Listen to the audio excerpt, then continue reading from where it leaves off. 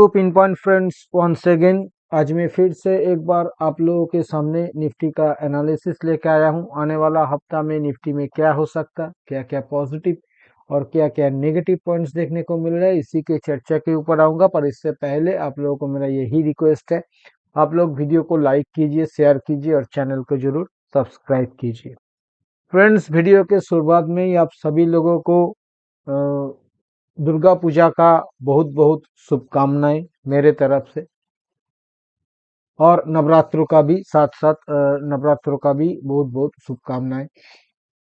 Friends, देखिए बाजार में तो कुछ ऐसा हो नहीं रहा है, आप लोगों को भी दिख रहा है। पिछले 4-5 हफ्ता से बहुत ही नैरो रेंज में बाजार कामकाज कर रहा है। मेरा भी हर हफ्ता वीडियो छोटा हो रहा है, ज्यादा कुछ कहना लायक मिल नहीं रहा है। तो पिछले हफ्ता एक फ्रेंड ने एक कमेंट्स किया कि इन दिनों सीखने को कुछ मिलता नहीं मेरा वीडियो से। देखिए, मैं अगर प्राइस कुछ उस तरह का बिहेवियर ना करे कि जहाँ पे कुछ ब्रीफली बताया जाए, तो मैं भला क्या कर सकता हूँ। मैं माफी मांगता हूँ कि इससे ज्यादा मुझसे हो नहीं पा रहा है। प्राइस का मूवमेंट नहीं होगा, मैं आके 10-12 बातें करके चला जाऊंगा, वो तो सही नहीं होगा। पर मैं आप लोगों को मेरा एक रिक्वेस्ट रहेगा मेरे तरफ से कि आप लोग मेरा देखिए, मेरा बायसनेस कुछ भी हो सकता है, सबको पता है। फिलहाल मैं नेगेटिव बायस के साथ हूँ, काफी दिनों मतलब कॉशस व्यू लेके चल रहा हूँ। और मैंने साफ साफ बताया ऊपर का, किसी को किसी भी रैली को मैं पार्टिसिपेट नहीं करूंगा। बाजार जा सकता है 21,000-22,000 तक भी लेके जा सकता है। अगर कोई यूफोरिक रैली आ जाए, कोई ब्लो ऑफ टॉप मारने चला जाए, तो इस तरह का सिनारियो बन सकता है। पर मेरा आप लोगों को ये रिक्वेस्ट है कि आप लोग जिन जिन फ्रेंड्स ने मेरा वीडियो हर हफ्ता सुनते हैं, उन्हीं लोगों को स्पेशली मेरा ये रिक्वेस्ट है कि मैं अपना वीडियो में जो लेबल्स बताता हूँ, निफ्टी हो चाहे बैंक निफ्टी हो, वो कितना मतलब सही रहता है, वो लेबल्स कितना काम करता है, और आप लोगों का ट्रेडिंग में क्या ये लेवल कुछ सहायता करता है या नहीं करता, मतलब आप लोगों के काम पे ये आता है या नहीं आता है। मेहरबानी होगा, बहुत बहुत मेहरबानी होगा अगर आप लोग इसे लिख के बताए इनबॉक्स में। तो यही मेरा रिक्वेस्ट है। जहाँ तक एनालिसिस का सवाल है फ्रेंड्स, देखिए मैं इस हफ्ताह ऊपर से 200 पॉइंट का मतलब क्लोज टू क्लोज बेसिस पे करेक्शन किया बाजार, यही तो कर रहा है। किसी हफ्ता 50-60 पॉइंट ऊपर जा रहा है, किसी हफ्ता नीचे आ रहा है। अगर आप देखिएगा, एक मोटा मोटा 550 से 750 का रेंज ले लीजिए, 19,550 से 19,750 आपको देखने को मिलेगा कि पिछले 6 हफ्ता का क्लोजिंग इसी रेंज पे आ रहा है, इसी रेंज पे आ रहा है। अभी आप पूछ सकते हो इसका नतीजा क्या निकल सकता है। इसका नतीजा फ्रेंड्स हिस्टोरिकली दोनों तरफ दिखाई दिया है। जैसे अगर आप चला जाओगे 2021 के जुलाई मंथ में, तो वहां पे जब इस तरह का सिनेरियो बना था जुलाई अगस्त में, तो उस वो लेवल था करीब 15,500 से लेके 15,900 के बीच। उसके बाद वो अपर साइड काटा था, और अपर साइड काट के ऊपर में 2,500 पॉइंट का रैली कर दिया था चंद दिनों में। अगर आप उससे पीछे चला जाओगे तो एग्जैक्ट सेम नहीं, पर कुछ इसी तरह का सिनारियो 2020 में भी बना था। जनवरी फरवरी के बीच बहुत ही नैरो रेंज में निफ्टी कामकाज कर रहा था, और उसके बाद कोविड हिट किया, एंड ऑफ फरवरी से गिरना चालू किया, ऊपर से 5,000 पॉइंट का करेक्शन दिखा दिया। तो इस तरह का सिनेरियो हो रहा है, इस बार भी हो रहा है। मैं ऐसा क्यों कह रहा हूँ, मैं एक इंडिकेटर के जरिए बताने का कोशिश कर रहा हूँ। अगर आप बोलिंगर बैंड देखिएगा तो ये जब जब ट्विस्ट करता है, यहाँ पे एक अच्छा खासा किसी भी तरफ मूवमेंट आने का चांसेस रहता है। ये डेली चार्ट के ऊपर मैंने बोलिंगर प्लॉट किया है, तो यहाँ पे अ, आपको दिखाई देगा अपर बैंड और लोअर बैंड में डिफरेंस सिर्फ 400 पॉइंट का ही रह गया मोटा मोटा। तो इस तरह का सिनेरियो जब जब यहाँ पे होता है, देखिए ये अच्छा खासा मूवमेंट करता है। पिछले बार जब इस तरह का सिनेरियो हुआ था, ये सितंबर का फर्स्ट वीक में हुआ था, वहाँ 19 साढ़े तीन 400 से 20 200 का रैली कर दिया था चंद दिनों के अंदर। यहाँ पे फिर से एक बार ये स्क्विस्ट देखने को मिल रहा है। हो सकता है इस बार, मतलब ये तो फटेगा इतना तो लग रहा है, कल फटेगा या 2 दिन बाद फटेगा, जब भी हो फटेगा। पर ये कभी ये नहीं बताता कि ये किस तरफ फटेगा। फिलहाल ये मिड बैंड जो है, मिड बैंड फिलहाल खड़ा है 19 650, तो ये मिड बैंड के निचले हिस्सों में है। तो हो सकता है ये नीचे भी फट सकता है, पर ऐसा भी हो सकता है कि आने वाला सोमवार से प्राइस ऊपर आ जाए मिड बैंड के, और ऊपर की तरफ भी फट सकता है, पर एक मूवमेंट मिलना चाहिए। अ, ये रहा। इसके साथ साथ जो मेरा सेटअप है, वो तो ये है, मैंने एक पैरेलल चैनल ड्रॉ करके रखा है, आप लोगों को भी देखने को मिल रहा है। मतलब गिन के देख सकते हैं, पिछले 18 सेशन से ये इसी रेंज के अंदर ऐसे ही एक, मतलब पैरेलल चैनल के अंदर, हाँ चैनल राइजिंग है, बहुत ही मतलब छोटा एंगल के साथ ये ऊपर की तरफ जा रहा है, पर चैनल फ्लैट भी नहीं है, फॉलिंग भी नहीं है, राइजिंग चैनल में है। तो ये फिलहाल चैनल के निचले हिस्सों में है। तो अगर ये चैनल ब्रेक डाउन करना चाहे तो कर सकते हैं, जैसे मैंने बताया बोलिंगर भी स्क्वीज हो चुका है, तो नीचे कुछ हो सकता है।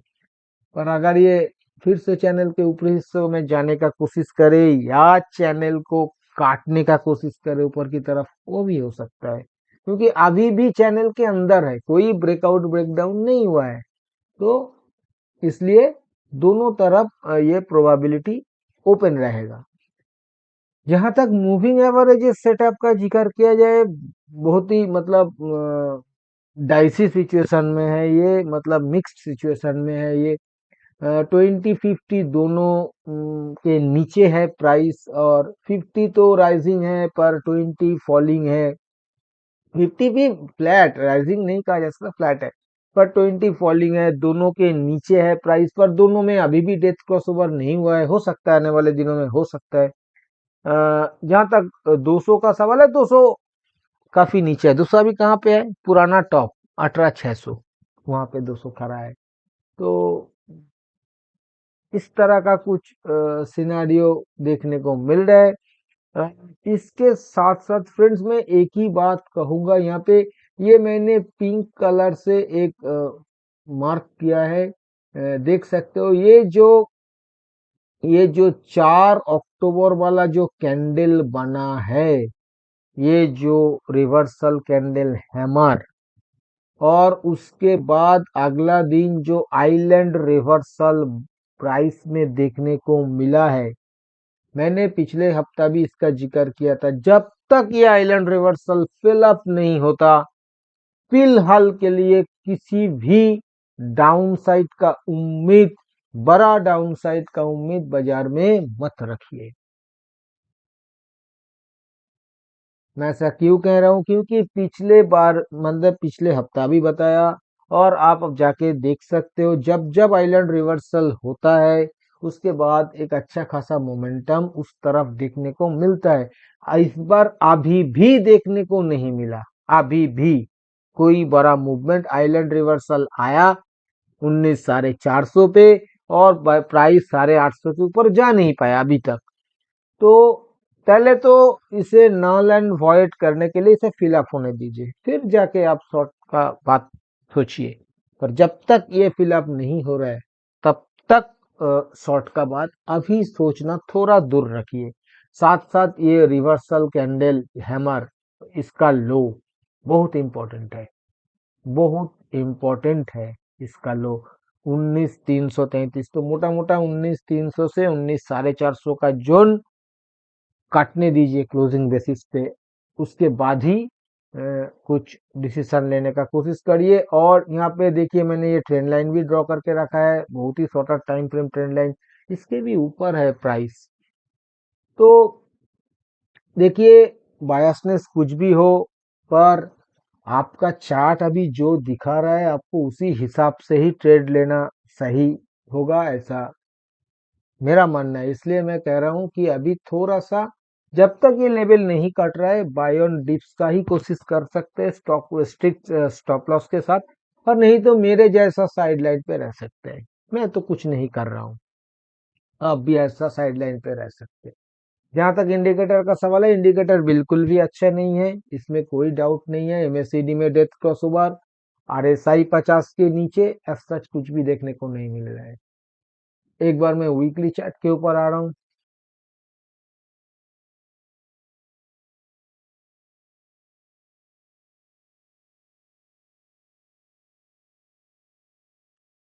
फ्रेंड्स वीकली चार्ट में देखिए गौर से, वीकली चार्ट अगर देखिएगा, एक ग्रीन कैंडल के बाद एक रेड कैंडल देखने को मिल रहा है,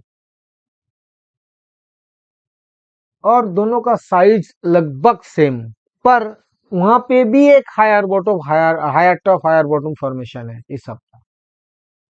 और चीज एक देखिए, 2 हफ्ता पहले ये लगभग 20 सिंपल मूविंग एवरेज को टच किया था, पिछले 2 हफ्ता से उसे टच नहीं कर रहा है, उसके ऊपर कैंडल बना रहा है काफी दिनों बाद। मतलब आप अगर देखिएगा तो ये एंड ऑफ मार्च में ये 20 को काटा था ऊपर की तरफ वीकली चार्ट में, उसके बाद आके ये अक्टूबर महीना में 20 को अभी भी 100% मैं नहीं कह सकता कि टेस्ट किया, क्योंकि जिस दिन ये हुआ था उस दिन का लो था 333, 19,333, और उस दिन 20 खरा था 19,324 पे, पर टच अभी भी नहीं हुआ था। तो कहने का मतलब इतना है कि ये अगर 6-7 महीना बाद आके दोबारा टेस्ट कर रहा है, तो पहला दफा में ही क्या काट जाएगा, या एक हल्का बाउंस दिखाने के बाद काटेगा, देखना पड़ेगा। तो इसलिए कह रहा हूं क्योंकि 20 राइजिंग है, अच्छा खासा राइजिंग है। इतना बड़ा राइजिंग 20 को बिना नेगोशिएट करे, बिना फ्लैट करे, ये कैसे गिर सकता है, ये सवाल मेरा मन में चल रहा है।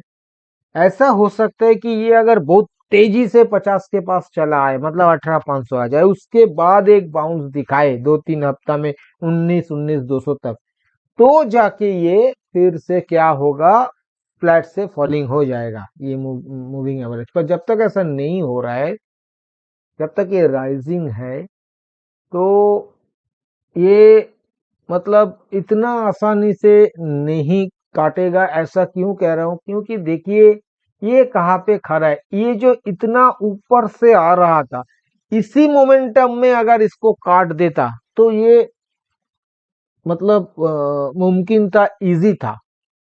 मैं नामुमकिन नहीं कर रहा हूं, मैं, मेरा कहने का मतलब है वो इजी था, क्योंकि काफी दूर से आप जब हथौड़ा को मर रहे हो, टूटने का चांसेस बहुत ज्यादा रहता है। पर इतना दूर से आके मरने के बाद ये टूटा नहीं, और इतना नजदीक से ये कैसे, अगर आप मतलब हाथ को थोड़ा हिला के हथौड़ा मार रहे हो, वो चीज कैसे टूट जाएगा। ये मेरा थोड़ा सा एक क्वेश्चन मेरा मन में है, देखना पड़ेगा प्राइस किस तरह का बिहेवियर कर रहा है।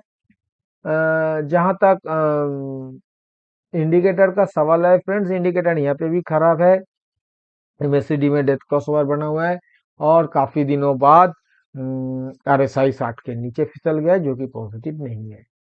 फ्रेंड्स अभी मैं एक बार ऑप्शन चेन के ऊपर आ रहा हूँ। ये मैंने आने वाला हफ्ता एज वेल एज इसी मंथ का जो सीरीज है 26 अक्टूबर वाला, उसी सीरीज को ओपन किया है।